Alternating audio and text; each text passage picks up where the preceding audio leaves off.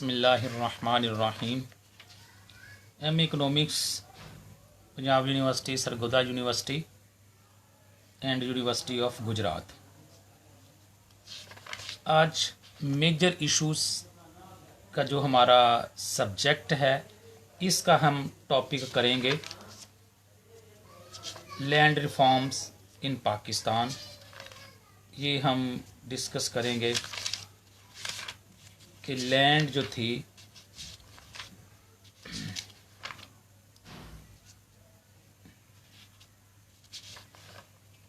हाँ जी, land reforms, ये हमारा टॉपिक है कि लैंड रिफॉर्म्स इसका मतलब क्या है। फिर इसकी हम टाइप्स करेंगे। तो ये तमाम जो वीडियोस हैं, जो वीडियोस लेक्चर हैं, आपको यूट्यूब चैनल के अंदर मिल जाएंगे। यूट्यूब चैनल के अंदर मैंने प्लेलिस्ट बनाई हुई है डे सीरीज़ के नाम पे। अब डे सीरीज़ के अंदर जाके ये तमाम वीडियोस लेक्चर आपको वहाँ मिल जाएंगे। प्रीवियस जो टॉपिक्स के ऊपर मैंने वीडियोस लेक्चर दिए हैं वो भी आपको वहाँ से मिल जाएंगे। अगर आपको जो है आप समझते हैं कि ये वीडियोस आपको मिलते रहे, इसका नोटिफिकेशन आपको मिलता रहे, तो उसके लिए फिर आपको जो है चैनल उसको सब्सक्राइब करना पड़ेगा। तो जैसे ही को फिर वीडियो अपलोड होगी वो उसका नोटिफिकेशन जो है वो आपको मिल जाएगा।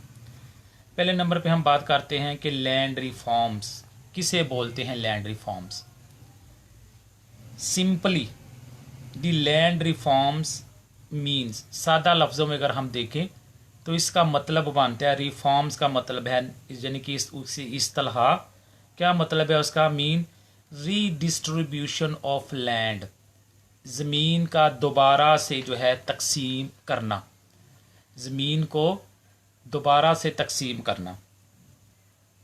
कहाँ करना?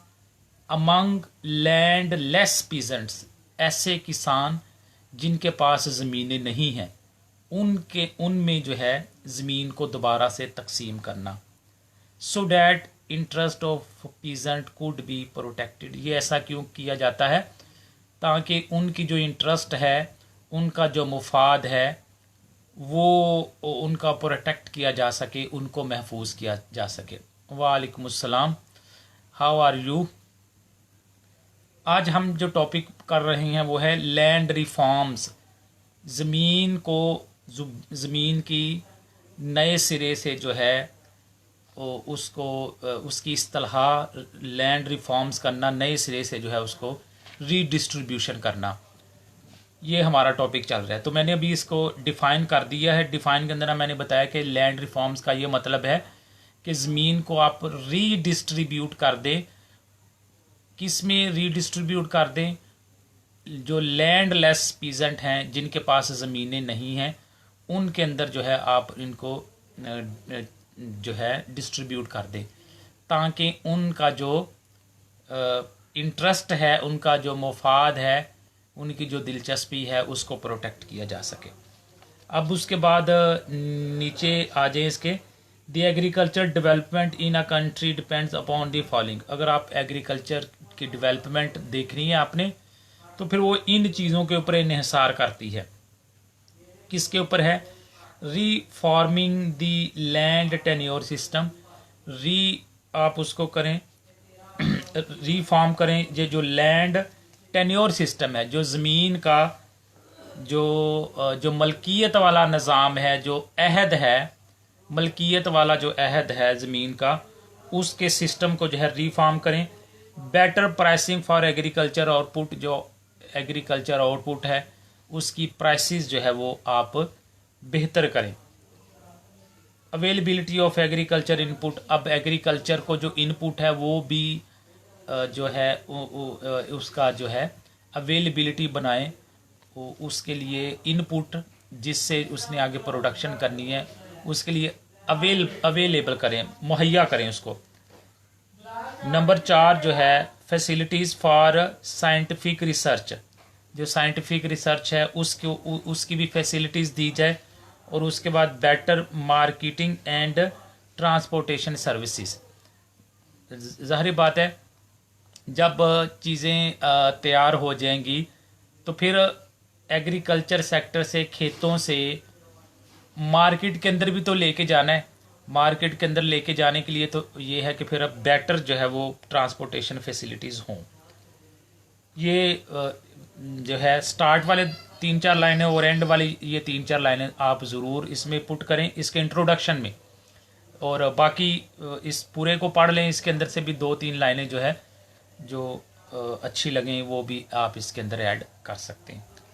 अब हम अगली बात करते हैं कि land tenure system of Pakistan, कि पाकिस्तान के अंदर जो ये लैंड टेन्योर सिस्टम है, ज़मीन की मलकियत का अहद या ज़मीन की जो मलकियत वाला सिस्टम है वो कैसा है, उस पर हम बात करते हैं पाकिस्तान के अंदर। तो ये 3 तरह का है हमारे पास सिस्टम।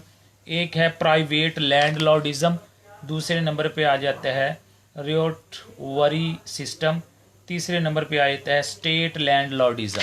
ये 3 है। पहले नंबर पे हम बात करते हैं private land. The common land tenure system prevailing in Pakistan, ये जो कॉमन इसका सिस्टम है, is of a land lordism. Here the individuals are the owner of the land. अब ये प्राइवेट के अंदर हम अगर देखें तो ये इसमें क्या है कि ये जो इंडिविजुअल है वो मालिक होता है ज़मीन का। दे पे the revenue under periodical settlement. अब ये जो लैंड लॉर्ड है ये जो उसको कल्टीवेट कर रहे होते हैं, फिर ये रेवेन्यू जो है देते हैं, जो इन्होंने सेटलमेंट की होती है पीरियोडिकली, जो महीने के बाद या 6 महीने के बाद या साल के बाद जो भी तयशुदा होता है, ये फिर इनमें जो है रेवेन्यू दिया जाता है इनको। दूसरे नंबर पे हम करते हैं, दूसरे नंबर पे आ जाता है ryotwari system. Under this system government directly gives land to the peasant. अब इसके अंदर क्या है कि हुकूमत डायरेक्टली जो है लैंड देती है, ज़मीन देती है किसानों को, without the involvement of landlords.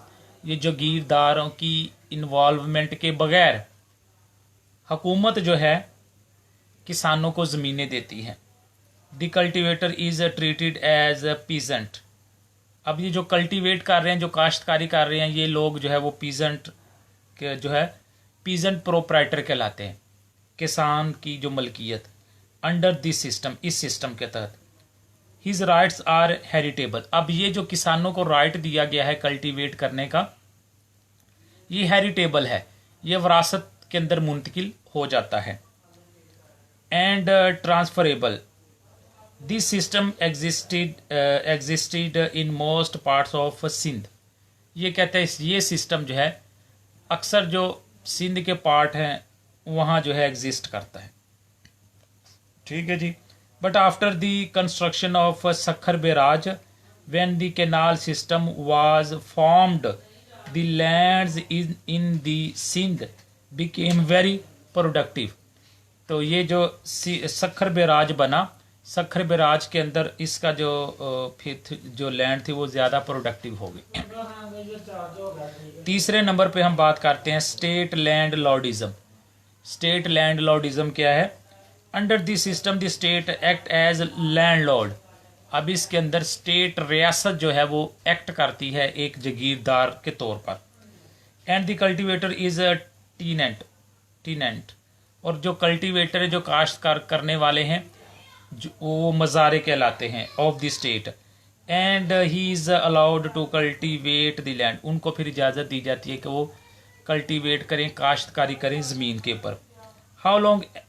How long he pays the government dues regularly.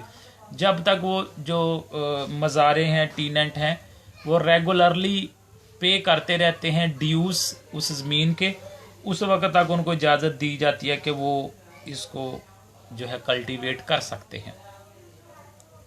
Normally the tenants पे 50 to 60 of the produce to the landlord as rent.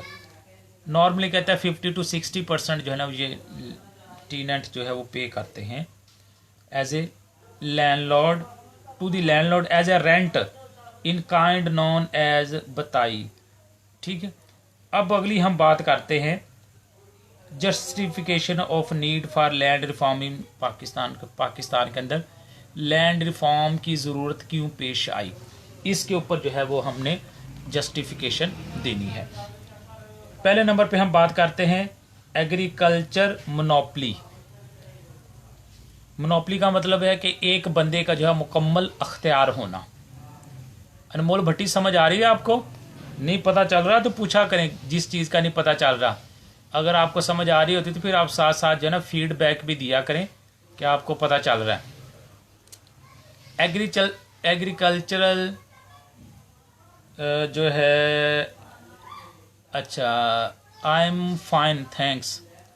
Agriculture monopolies, agriculture and industry are two major sector of the economy. आपको पता है कि ये agriculture और industrial sector जो है ये दो मेन सेक्टर हैं इकोनॉमी के। अब इनके अंदर तजाद भी बहुत ज़्यादा पाया जाता है। जो इंडस्ट्रियल प्रोडक्ट्स हैं उनकी प्राइसेस ज़्यादा हैं और जो एग्रीकल्चरल प्रोडक्ट हैं उनकी प्राइसेस कम है, जिस वजह से इनके अंदर जो एग्रीकल्चरल सेक्टर है उनके अंदर एक अनरेस्ट पाई जाती है कि वो मेहनत भी करता है लेकिन उसको उसकी प्रोडक्ट का जो मुआवजा सही नहीं मिलता।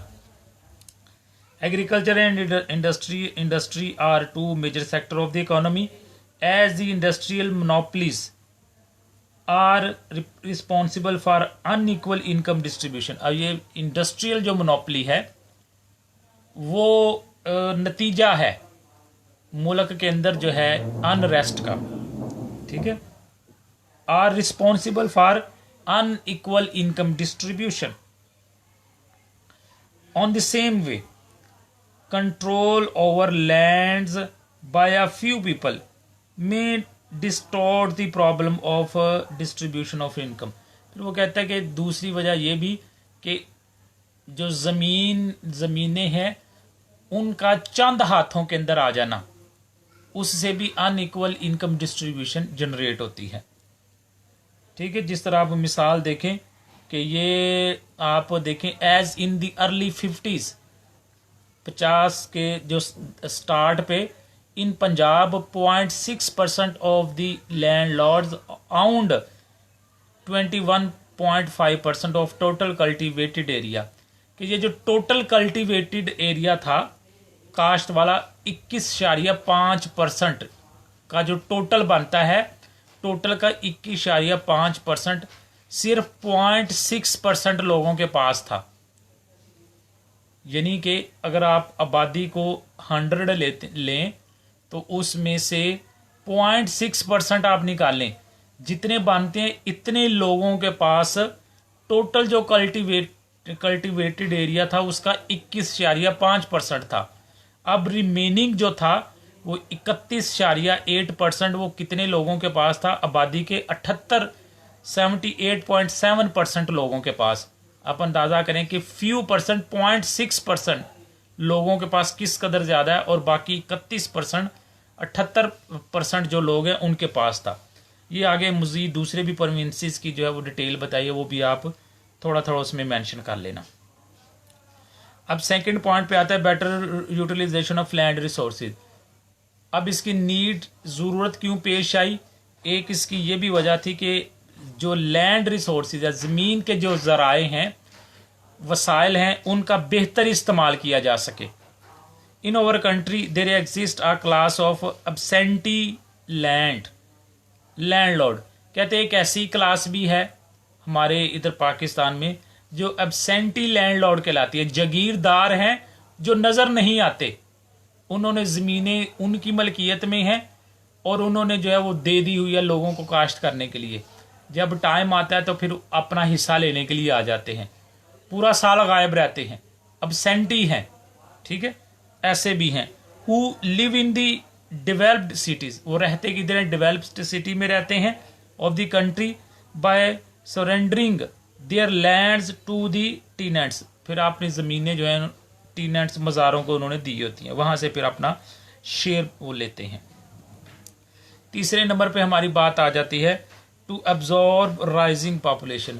अब आबादी जो बढ़ रही है उस आबादी को अब्जॉर्ब करने के लिए, अभी इंडस्ट्री के अंदर इतनी गुंजाइश नहीं होती कि हर बंदे को वो जो है ना वो एडजस्ट कर सके।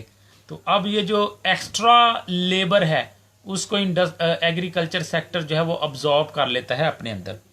इन the countries like Pakistan the population is increasing very rapidly, बड़ी तेजी के साथ increasing the number of unemployed, आबादी बढ़ रही है तो फिर अनएम्प्लॉयड लोगों की भी जो है वो तादाद बढ़ रही है।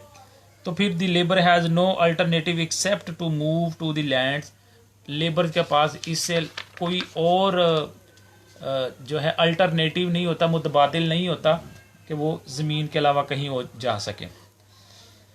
चौथे नंबर पे आ जाता है जी removal of social and political unrest. In our country there is an abundance of uneconomic holding, कहते बहुतात है हमारे मुल्क के अंदर जो अन इकोनॉमिक होल्डिंग है लेकिन वो अन इकोनॉमिकली बेहतर नहीं है।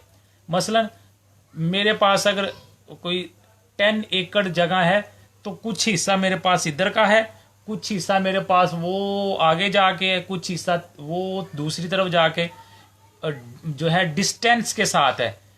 तो अन इकोनॉमिक जो है ये डिस्ट्रीब्यूशन है।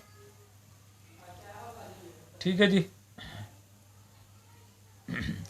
इन our country there is an abundance of uneconomic holding on the one side, एक साइड पे, while on the other side the tenants have a realization that they cultivate but the land is controlled by the feudals। एक तो ये है कि अनइकोनॉमिक उनके पास है cultivate करने के लिए, कल्टीवेशन के लिए। दूसरे नंबर पे ये है कि उनको ये एहसास होता है कि भी ज़मीनें तो हमारे पास हैं, इसके ऊपर हम मेहनत करते हैं, लेकिन जब आउटपुट का वक़्त आता है तो वो कोई दूसरा बंदा ले जाता है, फ्यूडल ले जाते हैं, जो जागीरदार हैं तो वो जो है ले जाते हैं। इस वजह से भी जो है ना इस जो सोशल एंड पॉलिटिकल अनरेस्ट है उसको रिमूव के लिए भी ज़रूरत है कि इसको रिफॉर्म किया जाए। कैपिटल फॉर्मेशन क्या है जी? The land reforms will result in redistribution of lands, the ownership rights of peasant will increase, कि ऑनरशिप जो है पीजेंट के, जो किसान के राइट्स हैं उनको बढ़ाया जाए। There will be a greater use of better seeds, फिर क्या होगा इसके लिए फिर इस्तेमाल होगा, क्योंकि जब उसको पता होगा कि मेरी जेब में के अंदर भी आउटपुट आनी है, पैसा आना है, जो मैं मेहनत कर रहा हूँ उसका मेहनत का मुझे सिला मिलेगा, तो फिर वो better seeds, fertiliser and other agriculture inputs वगैरह। अच्छा जी, अगली हम बात करते हैं मेथड ऑफ लैंड रिफॉर्म्स। अब ज़मीन को रीडिस्ट्रीब्यूशन करने के जो मेथड हैं वो कितने हैं, कौन कौन से हैं? वो दो मेथड है। एक मेथड कहलाता है रेवोल्यूशनरी मेथड, दूसरा कहलाता है कंजर्वेटिव मेथड। रेवोल्यूशनरी मेथड ये है कि जो जागीरदार हैं, जिनके पास ज़मीनें हैं, उनसे ज़बरदस्ती छीन ली जाए, छीन के वो गरीबों के अंदर तकसीम कर दी जाए, ये जो है वो रेवोल्यूशनरी कहलाता है। दूसरे नंबर पे ये आता है कि लोगों से ज़मीनें ली जाएं और उनके बदले में उनको पैसे दिए जाएं, और वो जो एक्सेस लैंड थी उनके पैसे दे के वो फिर जो ना रीडिस्ट्रीब्यूट की जाए, पीजेंट के पास जो है किसान हैं उनके अंदर जो है ये दोबारा से तकसीम की जाए। रेवोल्यूशनरी मेथड क्या है जी? सच मेथड वाज अडॉप्टेड, ये मेथड कहते हैं अख्तियार किया जाता था इन दी कम्युनिस्ट कंट्रीज, ऐसे जो कम्युनिस्ट कंट्रीज़ हैं जो कहते हैं कि तमाम जो रिसोर्सेज है वो हुकूमत के अंडर में होने चाहिए, तो हुकूमत ही जो है हेल्थ की फैसिलिटी प्रोवाइड करे, एजुकेशन की प्रोवाइड करे, शेल्टर दे और फूड दे, हर तरह की जो रिस्पॉन्सिबिलिटी है वो हुकूमत की होनी चाहिए। इस तरह के मुल्क के अंदर क्या है, ये तरीके जो रेवोल्यूशनरी जो हैं इन मुल्कों के अंदर अख्तियार किया जाता है। Communist countries like Russia and eastern European countries. Under this method, इस मेथड में क्या है, the land of big land Lord, जो बड़े लैंड लॉर्ड हैं उनकी आर कॉन्फिस्केटेड, उनसे छीन ली जाती है, without making any payment to the landlords, बगैर किस्म की पेमेंट किए हुए लैंड लॉर्ड्स को। Then the land so taken is distributed amongst those peasants who cultivated them without charging any price। वो जो इसको कल्टीवेट कर रहे हैं पीजेंट, उनके अंदर जो है ये तकसीम कर दी जाती है बगैर किसी किस्म के चार्जेस वसूल किए हुए। दूसरा हम बात करते हैं, हाँ जी क्लियर हो गया, पता चल गया रेवोल्यूशनरी मेथड क्या होता है। अब दूसरे नंबर पे हम बात करते हैं conservative method. Under this method over and excess the ceiling of the land holdings, एक सीलिंग लैंड होल्डर है कि फिक्स कर दी जाती है कि इससे ज़्यादा जो है किसी के पास ज़मीन नहीं होनी चाहिए, सीलिंग कर दी है। अब उससे ज़्यादा जो ज़मीन होगी वो फिर जो है ना उससे ले ली जाएगी। Have been confiscated or made compensation, जो आपने कॉन्फिस्केटेड किया है उसको कंपनसेट करते हैं in the form of nominal payment, payment भी उसकी देते हैं।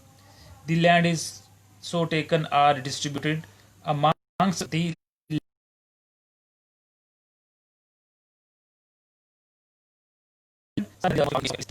कैपिटलिस्टिक कंट्रीज के अंदर अडॉप्ट किया जाता है, जो जिसको हम कहते हैं कि जिसके पास रिसोर्सेज है वो अपनी मर्जी से जहां मर्जी इस्तेमाल करे। हुकूमत का काम जो है वो सिर्फ डिफेंस प्रोवाइड करना है according to classical economist.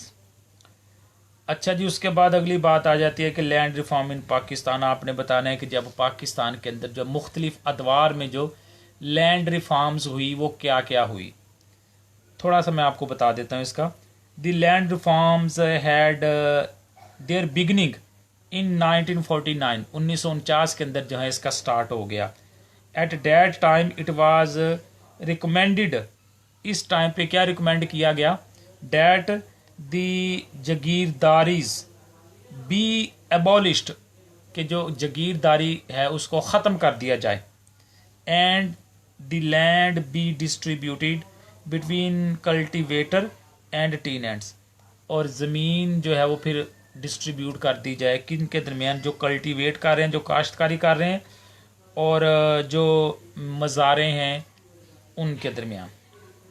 Number 2, the land holdings with an individual should not exceed 150 एकड़। अब देखें ना ये सीलिंग आ गई कि अगर एक बंदे के पास इससे ज़्यादा ज़मीन नहीं होनी चाहिए। अब 150 एकड़ कौन सी ज़मीन, जो केनाल इरिगेटेड है, जो किनाल से दरियाओं से जो है जिसको आबपाशी की जाती है, पानी दिया जाता है, वो 150 से ज़्यादा एकड़ नहीं होनी चाहिए। अब 450 एकड़ ज़मीन जो बरानी इरिगेटेड लैंड है, बरानी यानी कि बारिश के साथ जो काश्तकारी की जाती है, आबपाशी की जाती है, वो 450 से ज़्यादा नहीं होनी चाहिए। ठीक है, एक मैंने आपको बताई जो केनाल इरिगेटेड थी वो 150, और दूसरी मैंने आपको बताई कि बरानी है इरिगेटेड वो है 450। आपको पता होना चाहिए तीसरी किस्म भी है, तीसरी किस्म जो है वो फ्लडेड इरिगेटेड कहलाती है, जो सैलाब से पानी आता है उसके साथ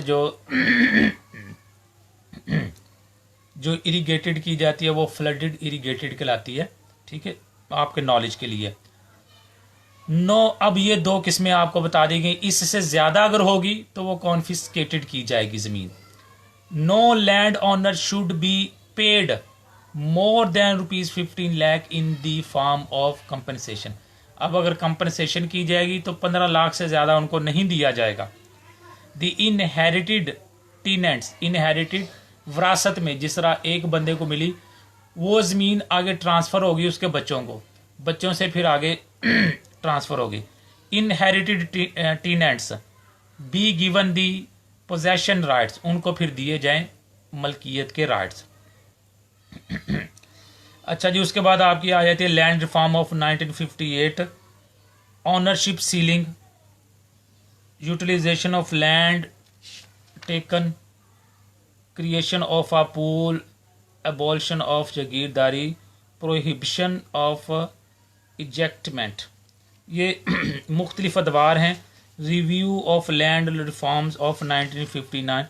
तो आप इनका जो स्टार्ट पढ़ लें, इनको इंट्रोडक्शन पढ़ लें, दरमियान में से कुछ पढ़ लें, तो हर हेडिंग के अंदर एक एक दो दो लाइनें जो है वो आप उसमें पुट कर दें। ये फिर आपने ज़रूर करना है जी, ये वाला आगे वो नॉर्मल कर लें, इसको जस्ट पढ़ लें, एक दो पॉइंट तैयार कर लें, लेकिन इसको अच्छे तरीके से करना है ये वाला। ये जो था salient feature of land reforms of 1972, Zulfikar Ali Bhutto का जो दौर आया, इसके Zulfikar Ali Bhutto came into power in December 1971 after the fall of East Pakistan. He wanted to bring structural changes in the economy. Accordingly, he introduced land reforms in March 1972. ये आप अच्छे तरीके से तैयार कर लेना, ठीक है। ऑनरशिप सीलिंग एक हद मुकर्रर कर देना। Compensation of the owner, compensation करना जिनके, अच्छा जी। इसके बाद कंपनसेशन आ जाएगी of the owner and sale of land. फिर इसकी objection of land reforms of 1972 to 1975, ठीक है जी। ये भी आप पढ़ रहे हैं यहाँ तक। फिर नेक्स्ट हमारा जो टॉपिक होगा एग्रीकल्चर टैक्सेशन का होगा। ये यहाँ तक कोई चीज़ आपको ना समझ आई हो, कोई चीज़ पूछना चाहते हैं तो आप मुझसे पूछ सकते हैं। आई होप कि ये सारी चीज़ें आपको क्लियर हो चुकी होंगी। ये जो है क्लास जो है वो ऑनलाइन क्लास है, जिसके अंदर पेइंग क्लास है ये। तो अगर आप लोग भी ये क्लास पढ़ना चाहते हैं तो इसके माइनर सी फ़ी है वो आप पे करके आप इस क्लास का हिस्सा बन सकते हैं। और ये तमाम वीडियोस जो है वो आपको यूट्यूब चैनल के अंदर डे सीरीज़ की प्लेलिस्ट के अंदर आपको मिल जाएंगी। ये मैंने एक तरीक़ेकार अख्तियार किया है डे सीरीज़ के नाम के ऊपर, ताकि आपके जितनी भी बुक्स हैं उनके जो इम्पोर्टेंट टॉपिक्स हैं वो सारे के सारे मैं आपको वीडियो लेक्चर्स की सूरत में जो है वो मैं उस जगह पे कंपाइल कर सकूं। इसलिए मैंने एक इंडिकेशन कर दी है कि डे सीरीज़ को आप स्टार्ट से लेकर चलते रहेंगे तो आप देखेंगे कि तमाम जो आपके सब्जेक्ट्स हैं, आपके पेपर हैं, उनकी आपकी तैयारी हो जाएगी। आपको टेंशन की ज़रूरत नहीं पड़ेगी कि भी मैं फ़लाँ किताब का कितना करूं। वो तमाम की तमाम बुक्स विद इम्पोर्टेंट टॉपिक्स के साथ आपको इसमें मिल जाएंगी।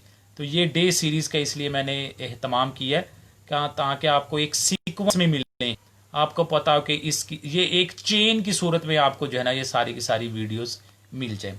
तो अगर आप ये चाहते हैं कि इसके जो है वो नोटिफिकेशन भी आपको मिले तो फिर इस चैनल को आप सब्सक्राइब भी करें और बेल आइकन को भी आप दबाएं, ताकि जितनी भी मैं वीडियोस अपलोड करूं डायरेक्ट जो है वो आपको मिल जाएं, आपको उसके नोटिफिकेशन मिल जाएं। आई होप कि ये जो वीडियो लेक्चर है ये भी आपके लिए फ़ायदेमंद साबित होगा। नेक्स्ट इंशाल्लाह ताला हम अब जो है स्टैट की तरफ आएंगे, तो स्टैट के टॉपिक्स भी हम करेंगे। तो नेक्स्ट न्यू टॉपिक, तब तक के लिए बेस्ट ऑफ लक एंड अल्लाह हाफिज़।